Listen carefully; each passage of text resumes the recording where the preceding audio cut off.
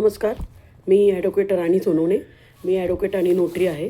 आज नोटरी संदर्भात अजून एक नवीन व्हिडिओ घेऊन मी आपल्यासमोर आलेली आहे की मला एक माहिती द्यायची होती आपल्या सर्वांना की मुबारतनामा तुम्ही ऐकला असेल. तर हा मुबारतनामा पण आपण नोटरी करू शकतो. तर हे मुबारतनामा काय असतो? तर हा मुबारतनामा मुस्लिम धर्मशास्त्राप्रमाणे, मुस्लिम धर्माप्रमाणे म्युच्युअल कन्सेंट डायव्होर्स असतो. त्यांनी मुस्लिम महिला आणि मुस्लिम नवरा आणि बायकोने म्युच्युअल कन्सेंट डायव्होर्स डीड ते ॲग्रीमेंट डीड केलेलं असतं आणि ते ॲग्रीमेंट आपण नोटराईज करू शकतो. आपण जर बघितलं तर हिंदू विवाह कायद्यानुसार आपण डायव्होर्स डीड करू शकत नाही.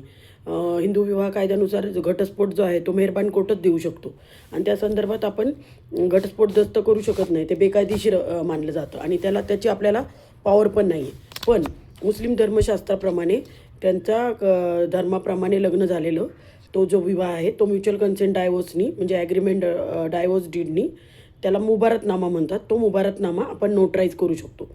तर हा मुबारतनामा 500 रुपयाच्या स्टॅम्प पेपरवर हवा आणि 500 रुपयाच्या स्टॅम्प पेपरवर तो मुबारतनामा सगळं डायव्होर्स डीड जसं आपण ॲग्रीमेंट करतो त्या पद्धतीने असतो आणि त्याच्यावर 2 साक्षीदार असतात आणि त्या पद्धतीने आपण ते मुबारतनामा नोटराईज करू शकतो.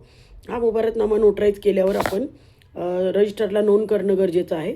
बरेचदा पक्षकार जेव्हा आपल्याकडे येतात तर ते 2 कॉपीजमध्ये घेतात, 2 कॉपी घेतात मुबारतनामाची. म्हणजे जे डॉक्युमेंट पाहिजे ते दोघांकडं ओरिजिनल पाहिजे. कारण आपण जर बघतो की आपण कोणतं पण डॉक्युमेंट केलं की ते एकच प्रतीत असतं. पण बरेचदा हजबंड अँड वाईफ असं 2 प्रतीत घेतात.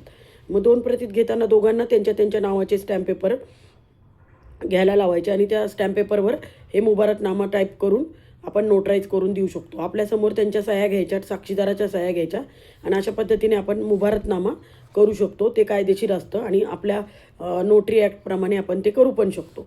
त्या माहितीसाठी हा व्हिडिओ बनवला होता. आवडला असेल तर नक्की सांगा. थँक्यू. बाय.